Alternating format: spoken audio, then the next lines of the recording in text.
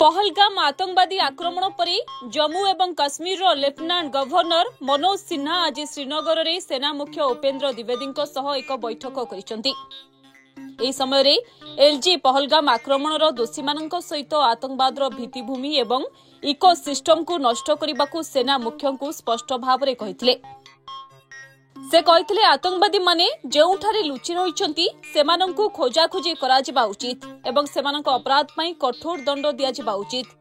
साधारण लोकंक उपरे कापुरुष आक्रमण पई आतंकवादी मानंकु भारी मूल्य देबाकु पड़िबो।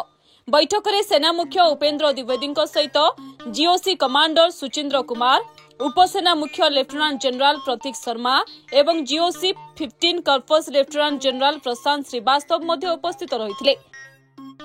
पहलगाम आक्रमण पर अनुष्ठित यह बैठक में सुरक्षा परिस्थिति, सेना अभियान, सुरक्षा एजेंसी गुड़िकर समन्वय एवं क्षणस्थायी एवं दीर्घकालीन रणनीति पर आलोचना करा जायतिला।